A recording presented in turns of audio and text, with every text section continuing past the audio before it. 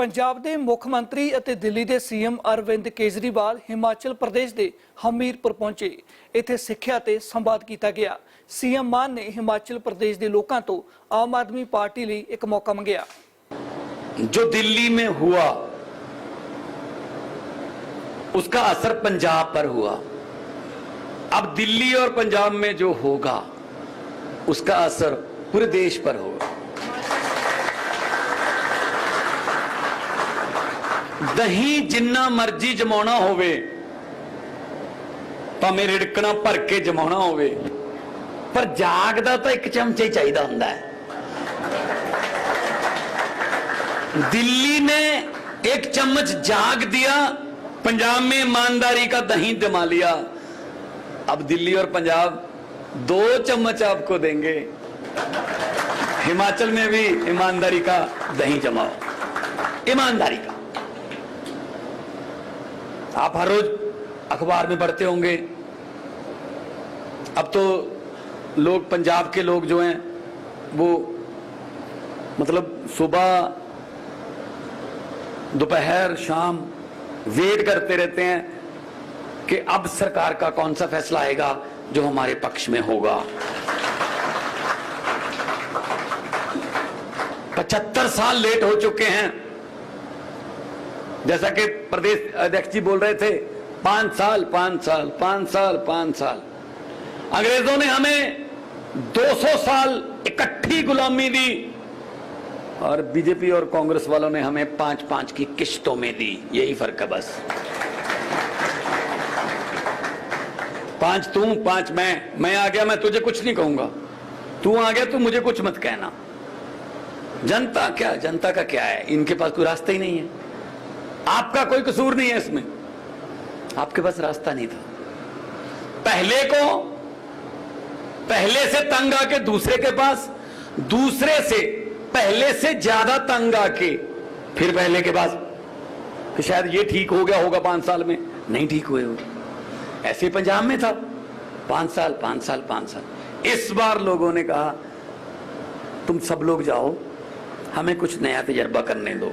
आपको हैरानी होगी, सुनकर हैरानी होगी कि 25, 26, 27, 28, 29, 30, 31, 32, 33, 34, 35 साल की उम्र के हमारे पास 70 से ज्यादा एमएलए हैं। आम घरों के लड़के लड़कियां। जिसने मुख्यमंत्री चन्नी को हराया वो मोबाइल रिपेयर शॉप पे काम करता है। आज भी उसकी मां सरकारी स्कूल में सफाई कर्मचारी है। जिसने मुख्यमंत्री को हराया, ये सिर्फ आम आदमी पार्टी कर सकती है। बाकियों में तो बारी नहीं आएगी। उनके यहां तो बेटा भतीजा साले जीजे पता नहीं किथे किथे तक चले जाते हैं, उधर नहीं बारी आएगी। आम घरों के आम घरां दे लोग मुंडे कुड़ियां नू आम आदमी पार्टी मौका। मैं कौन हाँ? कलाकार चलो ठीक है, बहुत सारे मेथों भी बहुत फेमस कलाकार ने, पर मुख्यमंत्री सोचे नहीं सी कदे। ना मेरा कोई दादा, ना मेरा कोई चाचा कोई राजनीति च। मेरे डैडी टीचर सी, साइंस मास्टर सी। बदों बदों मैनू साइंस मास्टर बना लेंदे, ਜਾਂ ਮੈਨੂੰ बीकॉम है बीकॉम करता सी, ਮੈਨੂੰ किसी बैंक बुंक चला लेंदे। ये तो बात नहीं। इन्हां दे धीआं पुੱਤ ही क्यों राज करन बई? तुसी क्यों ना राज करो?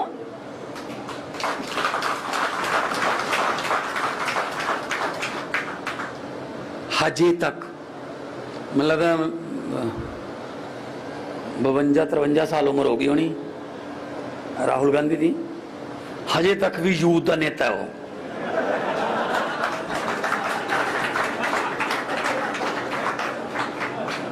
हमारे बाप 50 क्रॉस कर जाएं उनको बोलते हैं बुजुर्ग। ये 53 साल के भी यूथ के नेता। क्या बात जी? क्या जवानी सिर्फ अखिलेश यादव पर ही आई? क्या जवानी सिर्फ राहुल गांधी पर ही आई? क्या जवानी सिर्फ मजीठिया पर ही आई? हम पर कोई जवानी नहीं आई। हमें भी जवान समझो। अब लोगों ने बताया कि क्या हाल होता है। आपके यहां गवर्नमेंट की फाइल है, गवर्नमेंट का रूल है, 37 साल के बाद एक दिन भी आप ऊपर होगी उम्र तो आप किसी भी सरकारी नौकरी के लिए ओवर एज हो जाते हो। और हमारे यहां 94 साल के प्रकाश सिंह बादल इलेक्शन लड़ते हैं। वो क्यों नहीं ओवर एज होते? ठेका ले रखा है क्या? पिपल दे पत्तिया वे कादी खड़ खड़ खड़ खड़ लाई है, पत चढ़ गए पुराने, रुत नवियां दी आई है।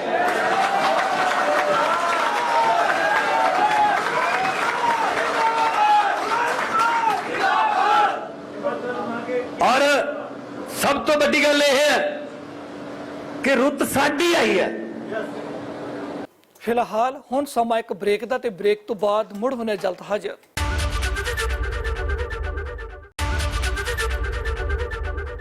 ਮੁੱਖ ਮੰਤਰੀ ਭਗਵੰਤ ਮਾਨ ਨੇ ਕਿਹਾ ਕਿ ਸਿਰਫ ਆਮ ਆਦਮੀ ਪਾਰਟੀ ਹੀ ਆਮ ਲੋਕਾਂ ਨੂੰ ਮੌਕਾ ਦਿੰਦੀ ਹੈ। ਸੀਐਮ ਮਾਨ ਮੁਤਾਬਕ ਪੰਜਾਬ ਅਤੇ ਦਿੱਲੀ ਦਾ ਅਸਰ ਪੂਰੇ ਦੇਸ਼ ਦੇ ਵਿੱਚ ਹੋਵੇਗਾ। ਅਸੀਂ ਉਹਨਾਂ ਨੂੰ ਜਿਤਾਉਂਦੇ ਰਹੇ, ਉਹ ਜਿੱਤਦੇ ਰਹੇ, ਅਸੀਂ ਹਾਰਦੇ ਰਹੇ। ਅਸੀਂ ਆਪ ਹਾਰ ਜਾਂਦੇ ਸੀ। ਜਿਹਨੂੰ ਅਸੀਂ ਹਰਾ ਦਿੰਦੇ ਉਹਨੂੰ ਰਾਜ ਸਭਾ ਭੇਜ ਦਿੰਦੇ। ਚੱਲ ਤੂੰ ਰਾਜ ਸਭਾ ਇੱਧਰ ਦੀ, ਲੋਕ ਕਹਿੰਦੇ ਕੱਲ ਤਾਂ ਹਰਾਇਆ ਸੀ, ਇਹਦੀਆਂ ਕਾਹਦੀਆਂ ਵਧਾਈਆਂ, ਕਹਿੰਦੇ ਰਾਜ ਸਭਾ 'ਚ ਭੇਜਤਾ ਜੀ। ਹੱਦ ਹੈ ਯਾਰ। ਪਬਲਿਕ ਦੇ ਮੈਂਡੇਟ ਦਾ ਤਾਂ ਤੁਸੀਂ, ਆਮ ਆਦਮੀ ਪਾਰਟੀ ਨੇ 7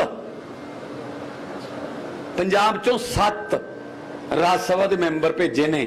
ਪਹਿਲੀ ਵਾਰ ਹੋਇਆ ਕਿ ਇੱਕੋ ਪਾਰਟੀ ਦੇ 7 ਨੇ ਔਰ 7 ਚੋਂ ਕੋਈ ਵੀ ਇਲੈਕਸ਼ਨ ਹਾਰਿਆ ਨਹੀਂ ਹੋਇਆ।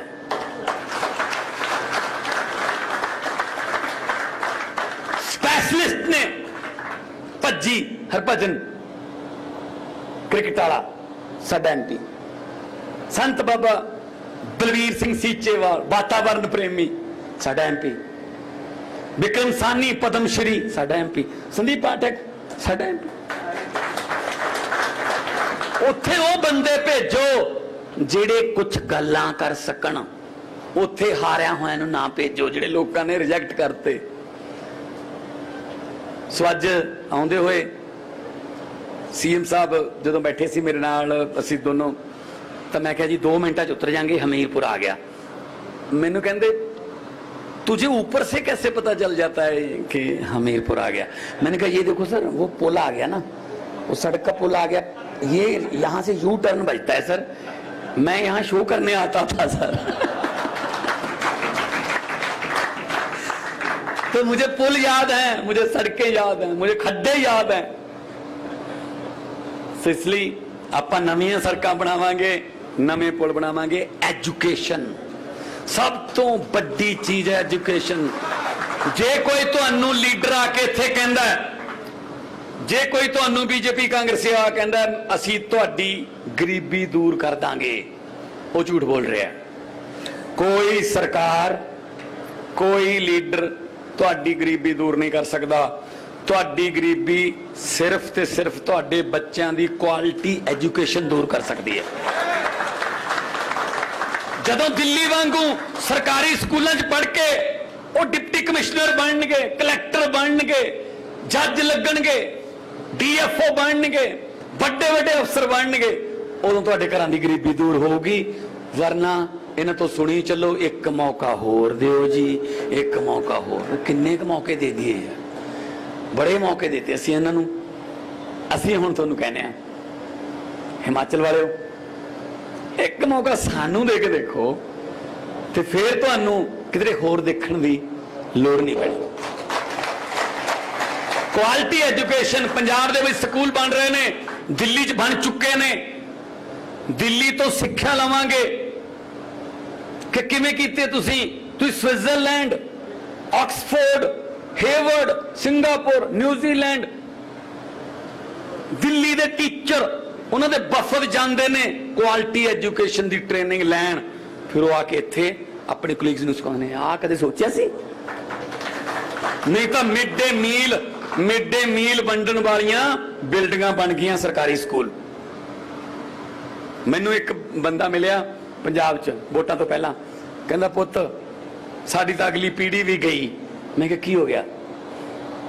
सरकारी स्कूल च बच्चे पढ़ते हैं। मैं कहा की गल टीचर घट ने या नहीं? टीचर ने। फिर की हो गया? कहता बस टीचर ने क्या होया है, कापी पेन घर पे भूल आए कोई प्रॉब्लम नहीं, कटोरी और चमचा नहीं भूलना। Mid day meal, that's it. हम एजुकेशन लेने जाते हैं या मिड डे मील खाने जाते हैं? उन्होंने प्रायोरिटी मिड डे मील को दे रखी है। देखो आपके बच्चों को हम दोपहर में खाना खिलाते हैं, कितनी अच्छी बात है ना। वो आता है टीवी पे। हम चाहते हैं वो जब स्कूल से निकलें वो जॉब सीकर्स ना बने, जॉब प्रोवाइडर्स बने। हिमाचल के यूथ में इतना टैलेंट है, हिमाचल के यूथ में इतना टैलेंट है कि वो स्टार्टअप से कुछ भी दुनिया का धांसू से धांसू आइडिया एक्सप्लोर कर सकता है। लेकिन मौका ही नहीं मिलता, हमें मौका ही नहीं मिलता। लेकिन अब मौका मिलेगा। ਇੱਥੇ ਇੱਕ ਹੋਰ ਬ੍ਰੇਕ ਲਈ ਰੁਕਦੇ ਹਾਂ ਤੇ ਬ੍ਰੇਕ ਤੋਂ ਬਾਅਦ ਸੀਐਮ ਅਰਵਿੰਦ ਕੇਜਰੀਵਾਲ ਨੂੰ ਸੁਣਾਂਗੇ।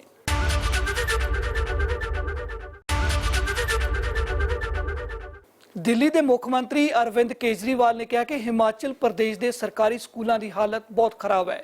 ਉਹਨਾਂ ਅਪੀਲ ਕੀਤੀ ਕਿ ਜੇਕਰ ਹਿਮਾਚਲ ਪ੍ਰਦੇਸ਼ ਦੇ ਲੋਕਾਂ ਨੇ ਬੱਚਿਆਂ ਦਾ ਭਵਿੱਖ ਬਣਾਉਣਾ ਹੈ ਤਾਂ ਆਮ ਆਦਮੀ ਪਾਰਟੀ ਨੂੰ ਇੱਕ ਮੌਕਾ ਜ਼ਰੂਰ ਦਿੱਤਾ ਜਾਵੇ। दोस्तों, आज मैं आपके बीच में शिक्षा के बारे में बात करने आया हूं। नवंबर में चुनाव है हिमाचल प्रदेश के, ये चुनावी दौरा है। इस चुनावी दौरे के बीच में मैं आपसे शिक्षा के ऊपर बात करने आया हूं।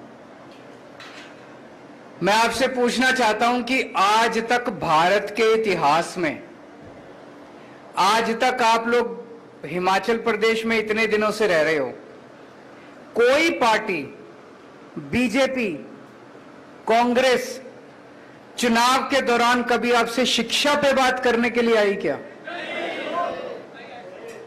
किसी पार्टी ने आपको आके कहा जी हमें वोट दे दो, हम स्कूल अच्छे कर देंगे?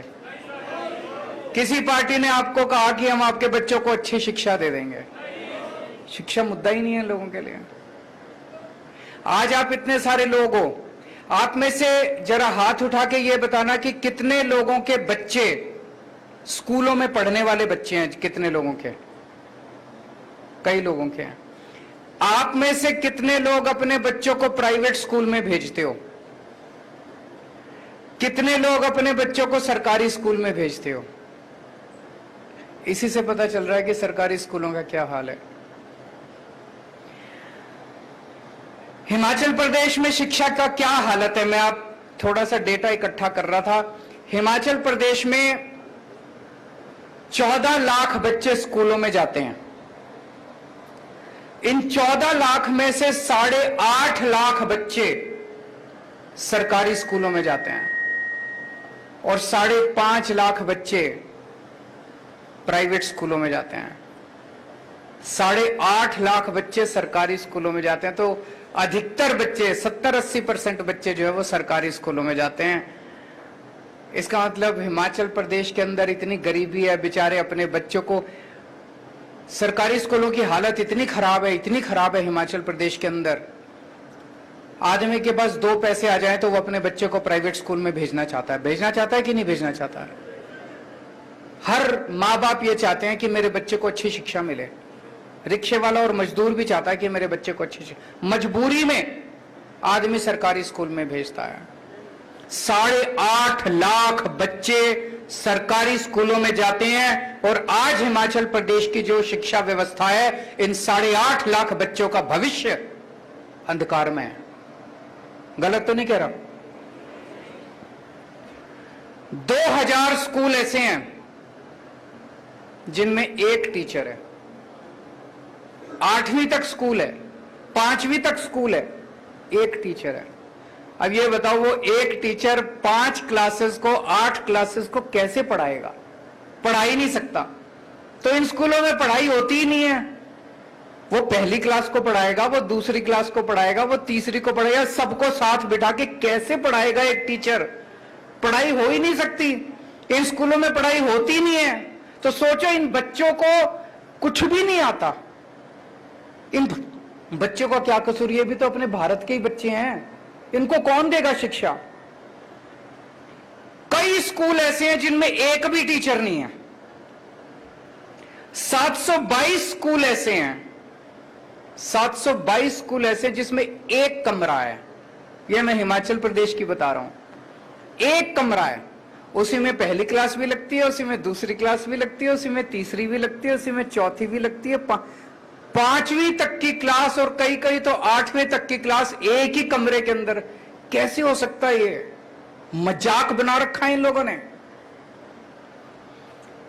12वीं क्लास के नतीजे हिमाचल प्रदेश के 2019 में 12वीं क्लास के नतीजे आए थे 62%, 2020 में 76%। 55 सरकारी स्कूल ऐसे थे जिनमें एक भी बच्चा पास नहीं हुआ। यह मैंने इंटरनेट पे देखा है। 55 सरकारी स्कूल ऐसे थे हिमाचल प्रदेश के अंदर जिसमें 10वीं और 12वीं क्लास में बोर्ड के पेपर में एक भी बच्चा पास नहीं हुआ। और अभी हिमाचल प्रदेश हाईकोर्ट के अंदर एक पीआईएल दाखिल की है किसी ने। उस पीआईएल में उसने कहा है कि हिमाचल प्रदेश सरकार ने मंडी के अंदर एक सरकारी स्कूल को तोड़ के वहां पे मॉल बना रहे हैं। यह हिमाचल प्रदेश की शिक्षा व्यवस्था है। हिमाचल प्रदेश पे कांग्रेस ने 30 साल राज किया, भारतीय जनता पार्टी ने 20 साल राज किया। इन्होंने क्या किया? शिक्षा व्यवस्था को बर्बाद करने में इन्होंने कोई कसर नहीं छोड़ी। गलत तो नहीं कह रहा। अब आपकी मर्जी है, 5 साल और दे दो इनको, आपके बच्चों के 5 साल और खराब हो जाएंगे। अगर आज आपका बच्चा 8वीं क्लास में पढ़ रहा है और आज आपने गलती करके बीजेपी और कांग्रेस को वोट दे दिया, आपका बच्चा 12वीं क्लास पास कर जाएगा अगले चुनाव तक, फिर मौका नहीं बचेगा। मौका यही है, अगर आपने अपने बच्चों को बचाना है तो इसी बार बदलना पड़ेगा आपको, इसी बार बदलना पड़ेगा। 8वीं क्लास में अगर आपका बच्चा पढ़ रहा है, वो 12वीं पास कर जाएगा, उसका भविष्य तो गया। उसका भविष्य कौन ठीक करेगा? और उसका जिम्मेदार कौन होगा? मां बाप, क्योंकि उन्हें वोट उनको दिया। अभी तक तो हमारे पास मौका नहीं था, जैसे हमारे सुरजीत जी ने कहा, एक बार बीजेपी थी, एक बार करते क्या मरते, कभी बीजेपी को दे दो, कभी कांग्रेस को दे दो। इस बार तो मौका है, इस बार तो अपने बच्चों को बचा लो, इस बार तो अपने बच्चों का भविष्य बचा लो। देखो जी, मेरे को पॉलिटिक्स करनी नहीं आती, मेरे को राजनीति करनी नहीं आती, मेरे को भी नहीं आती, भगवंत भाई को भी नहीं आती। हम लोगों को राजनीति करनी नहीं आती, काम करना आता है। देश के लिए समर्पित हैं, देश के लिए हमारी जान भी हाजिर है। सुबह से शाम तक केवल हम यही सोचते हैं। पिछले 7 साल में दिल्ली में मैं काम कर रहा हूं और पिछले 3 महीने में आपने मान साहब की झलकियां देख ली कि किस तरह से रोज एक बार ये सुबह बैठ जाते हैं, एक सुबह अनाउंसमेंट आ जाता है पंजाब के अंदर, एक शाम को आ जाता है। इतना काम हो रहा है, इतना काम हो रहा है। दिल्ली के अंदर जब हमारी सरकार बनी थी जी 2015 में, दिल्ली के सरकारी स्कूलों का यही हाल था जो हिमाचल प्रदेश के, और ज्यादा बदतर हाल था। टॉयलेट्स के नाम पे कुछ भी नहीं था। एक बेचारी बच्ची अगर अपने घर से स्कूल आ जाए और उसको बाथरूम जाना पड़े तो वापस घर जाना पड़ता था, वो टॉयलेट नहीं जा सकती थी। इतना बुरा हाल था। किसी स्कूल के अंदर टॉयलेट का इंतजाम नहीं था। दिल्ली सरकार के स्कूलों में पानी का इंतजाम नहीं था। जाले लगे पड़े थे दीवारों पे, दीवारें टूटी पड़ी थी, छत चू रही थी, छत नीचे डेस्क नहीं थे, टाट पे बैठते थे बच्चे, घंटे भर आते थे, फिर खेलते कूदते बाहर, कोई सिक्योरिटी गार्ड नहीं था। बुरा हाल था एजुकेशन का। और सरकारी स्कूलों के नतीजे तो माशाल्लाह ना ही पूछो। टीचर्स आते थे, घंटे भर के अंदर वो भी घर चले जाते थे। ਹੁਣ ਇੱਕ ਹੋਰ ਬ੍ਰੇਕ ਲਈ ਰੁਕਦੇ ਹਾਂ ਤੇ ਬ੍ਰੇਕ ਤੋਂ ਬਾਅਦ ਮੁੜ ਹੋਣਾ ਜਲਦ ਹਾਜ਼ਰ।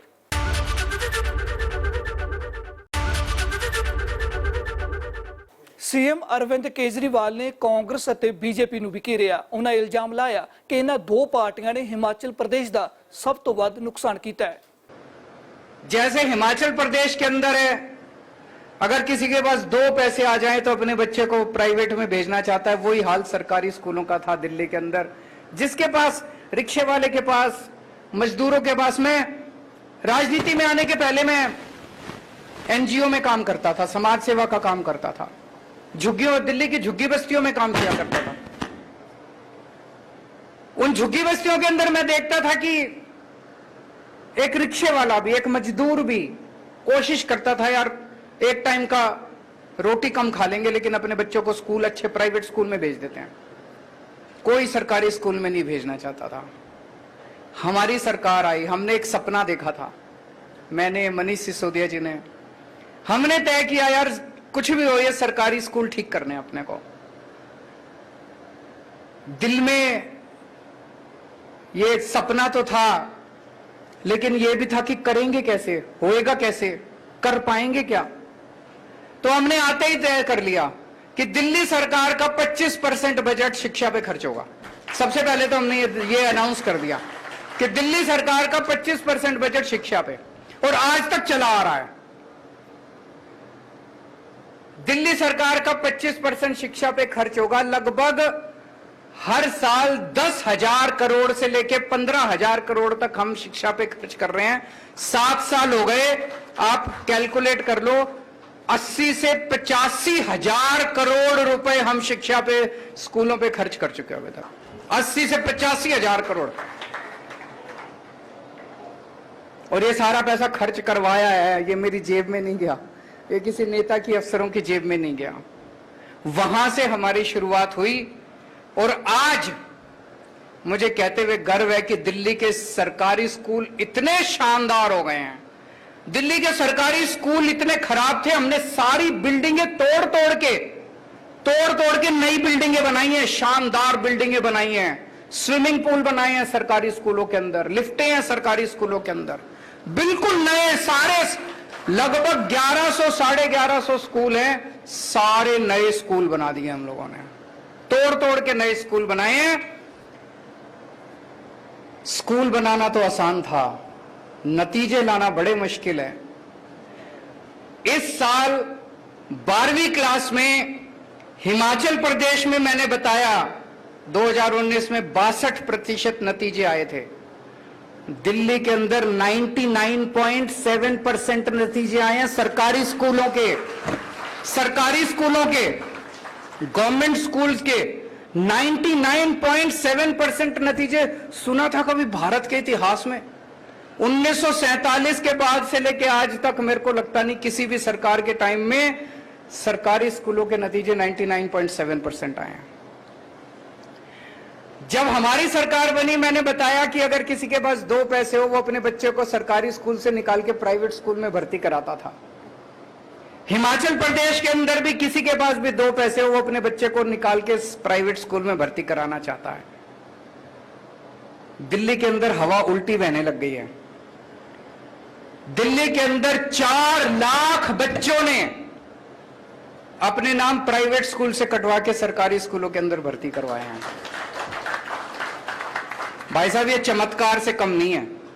4 लाख बच्चों ने प्राइवेट स्कूल से नाम कटा के सरकारी स्कूलों में भर्ती कराया, क्योंकि सरकारी स्कूल इतने, और कई अमीर लोग अपने बच्चों के बड़े बड़े स्कूलों से नाम कटा रहे हैं।